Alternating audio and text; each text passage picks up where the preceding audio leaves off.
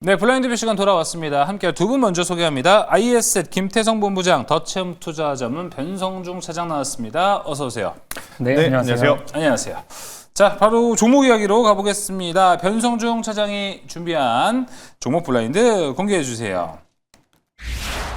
자, 상승 시그널 포착 이 종목 출발 준비 완료. 어떤 종목일지 바로 한번 공개해 보겠습니다. 블라인드 오픈. 한국전력 상승 시그널 원래 있지 않았나요? 오늘 또 포착된 게 있어요? 네, 원래 상승 시그널이 넘쳐나지 않았나요? 그렇죠. 추가적인 모멘텀 있을 것 같아서 제가 가져왔고 최근에 한국전력 흐름 보시게 되면 지수가 단기적인 조정을 받을 때도 굉장히 주가 방어율이 좋았거든요. 결국에 모멘텀은 세 개로 잡으시면 되는데 일단 첫 번째로는 3분기서부터 본격적인 영업이익에 대한 증가가 나왔고 지금 상분기 영업이익이 5.6조, 정년 대비해서 66% 이상 성장하는 모습을 보여주었거든요.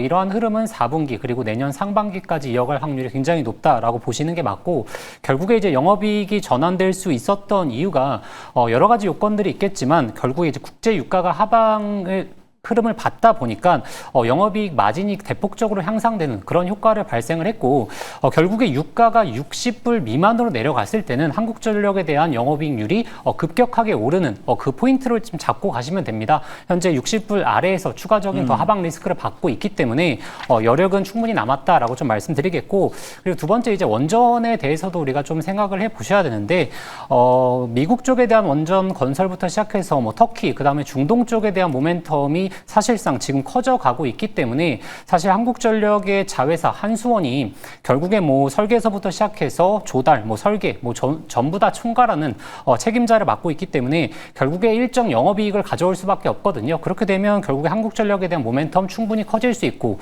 그리고 최근에 한수원이 지금 에너지 업체들과의 SMR 관련해서 MOU도 체결하고 있기 때문에 이런 모멘텀은 충분하게 우리가 지금부터라도 좀 챙겨갈 필요가 있다라고 말씀드리고 싶습니다. 네. 그리고 세 번째로는 이제 배당 성향에 대해서 좀 체크해 보셔야 되는데 이제 배당 시즌이 찾아왔기 때문에 기존의 한국전력의 배당 성향에 대한 퍼센트를 계산해 봤을 때 현재 주가 대비해서 배당 수익률 한 4%대 나오거든요. 그래서 또 지금 주가가 좋은 흐름을 보여주고 있고 여기서 또 배당 수익률 4%대까지 들어오게 된다면 지금 2016년에 대한 고점이 63,000원이었다 보니까 충분하게 이 구간까지 터치해 줄 여력은 많다라고 좀 말씀을 드리고 싶습니다. 그래서 이제 가격 전략을 잡아드리자면 1차 목표가는 이전의 고점이었던 63,000원 잡는 게 가장 좀 합리적이지 않을까 생각을 하고 손절가로는 45,000원 좀 제시해 드리겠습니다. 알겠습니다.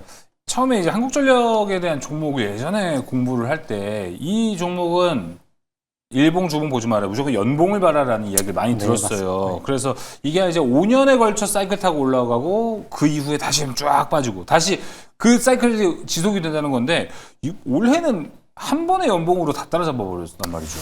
네, 아직 이전 고점을 넘지 않았기 때문에 충분한 여력은 남아있다. 여력은 남아있다. 오히려 맞습니다. 긍정적으로. 네. 예, 알겠습니다. 한국전력 이야기 나눠봤습니다. 자, 이제 김태성 본부장이 준비한 종목 블라인드 가보겠습니다. 블라인드 공개해 주세요. 업종 내 강한 모멘텀 이 종목 주도주 가능성 부각. 자, 그럼 종목 한번 바로 확인해 보도록 하겠습니다. 블라인드 오픈. FNS테크 그쵸. 여기도 이제 업종 내 강한 모멘텀이 있습니다. 진짜. 네, 오늘 굉장히 강한 거래량을 동반을 그렇죠. 하면서 박스권을 돌파를 하는 모습을 좀 보였기 때문에 굉장히 많은 관심들을 좀 가지고 계실 텐데 저는 오늘의 상승세가 조금 높긴 하더라도 쫓아갈 만한 명분들이 많다라는 이야기를 드리고 싶습니다. 일단 첫 번째로는 웻 공정이라고 하죠. 시각, 박리, 세정.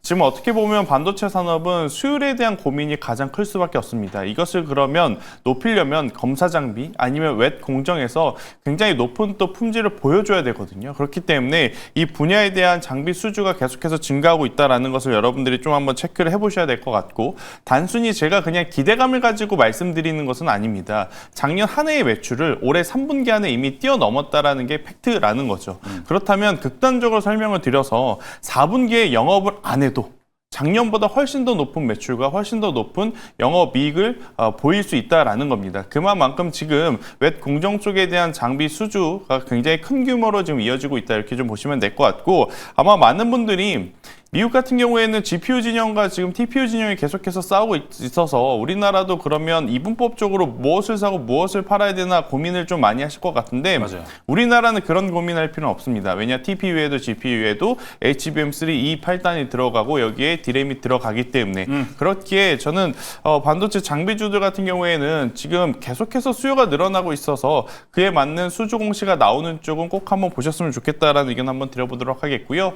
그리고 최근 반도체 시장의 가장 큰 키워드는 유리기판이라고 좀 보시면 될 것 같습니다. 이쪽이 뭐 유리기판에서 유의미 있는 어떤 결과치를 보인 건 아닙니다. 하지만 신사업으로서 유리기판에 대한 사업부를 가지고 있다는 것도 시장에 굉장히 큰 어떤 관심사를 맞아요. 끌어모을 수 있는 요소가 되기 때문에 저는 오늘의 상승세가 이제 단발성으로 그치지 않고 추가적으로 좀 이어질 가능성이 높다는 생각이 듭니다. 그래서 만약 관심 있으신 분들 같은 경우에는 내일 시초에 한번 공략을 해보시는 것도 좋을 것 같아요. 물론 이제 미국장이 내일 휴장, 내일 모레가 조기 폐장이긴 하지만 단일 수급으로 움직인다면 오늘 외국인과 기관 투자자들이 많이 산 FNS텍 저는 손절 라인 15,000원 잡고요. 목표가 22,000원을 잡았을 때 굉장히 좋은 결과 있을 수 있겠다라는 의견 드리겠습니다. 네, 요즘 유리기판 중요할 것 같습니다. 사실 뭐 TPU냐 GPU냐 뭐 이야기도 중요한 건 있지만 결국 지금 첨단화된 AI 칩 볼 때는 전성비 좋은 칩을 1순위로 본단 말이죠. 유리기판도 꼭 필요한 기술력이 돼서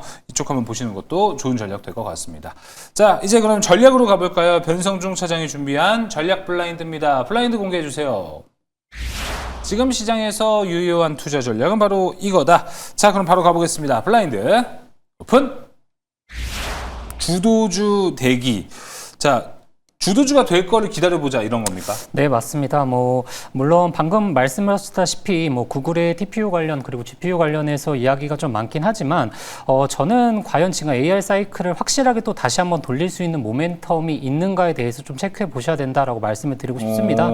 결국에 이제 TPU 관련해서 에이직 반도체가 뜨게 되면 HBM 관련해서도 단가가 좀 내려간다는 내용들이 있기 때문에 다시 한번 모멘텀을 이전 고점을 뚫어내면서 AI 사이클이 다시 한번 갈지 이 여부는 조금 더 지켜봐야 되는 좀 보수적인 구간에 놓여지지 않나 저는 개인적으로 그렇게 생각하고 있고 오늘 연기금의 부분에 있어서 이제 코스닥 투자 확대가 나왔기 때문에 사실 시장 주도주가 오히려 이 코스닥 쪽에서도 나올 수도 있다. 연말 같은 경우에는 이제 바이오 기업들의 또 이슈들이 몰려 있고 지금 기술 이전에 대한 내용들도 계속해서 나오게 되면서 또 굵직한 IPO도 기다리고 있기 때문에 현재 구간에서 무엇이 또 시장을 주도할지 과연 HBM 관련된 지속해서 이제 AI 사이클이 이어질지 아니면 코스닥 종목들로 좀 전환이 될지 이 여부를 좀 판단해보는 시기가 지금쯤 오지 않았나라고 말씀드리고 싶고 결국에 AI 사이클이 계속적으로 가게 된다면 기존에 있었던 주도주를 볼 수밖에 없는데 사실 주가에 대한 부담감, 신규로 접근하기에는 부담감이 좀 많다라고 저는 생각을 하고 있어서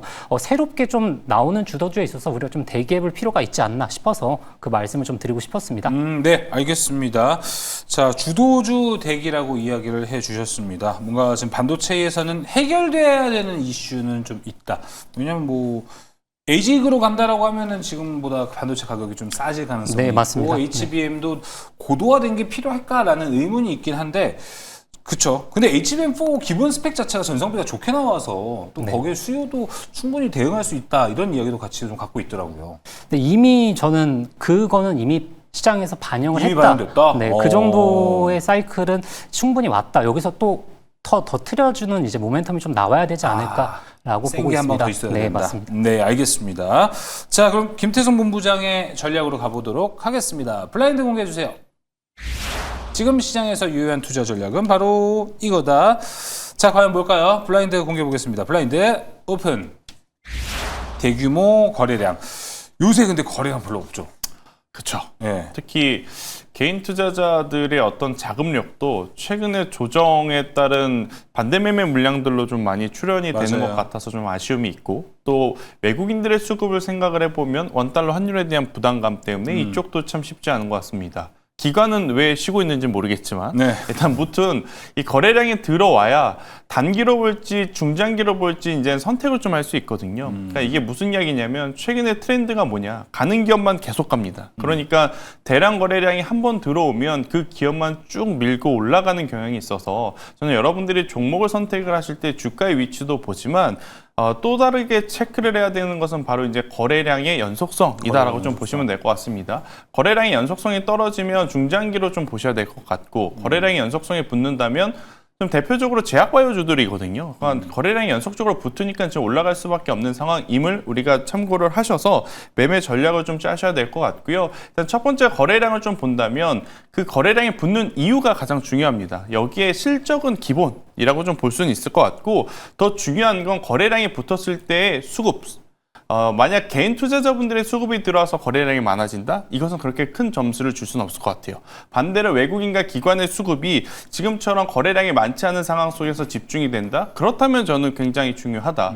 오늘 제가 여러분께 말씀드린 FNS테크 또한 수급 화면을 보시면 기관과 외국인이 대량으로 지금 매수를 했거든요. 이런 부분들을 좀 체크를 하셔야 될 것 같고 지금 업종 내에서도 가는 기업은 가는데 또 안 가는 기업은 안 가요. 그 이유가 뭐냐라고 하면 결국 차별화된 기술력을 가지고 있느냐 없느냐 이게 굉장히 큰 어떤 차이를 지금 가르고 있어서 좀 여러분들이 최근 시장을 보실 때 조금은 어렵다고 느끼시는 이유일 수도 있을 것 같습니다. 하지만 근본적으로 대량 거래량이 발생이 되면서 시장에 이목을 집중시킨 종목부터 먼저 보는 게 저는 지금은 좋지 않나. 우리가 보통 매매하다 보면 낙수 효과를 기다리면서 2등주, 3등주 매매하는 경우 많거든요. 근데 요새는 2등주, 3등주가 안 갑니다. 안 와요. 네, 그래서 대장주만 보자라는 의견 드리겠습니다. 대장주만 보자.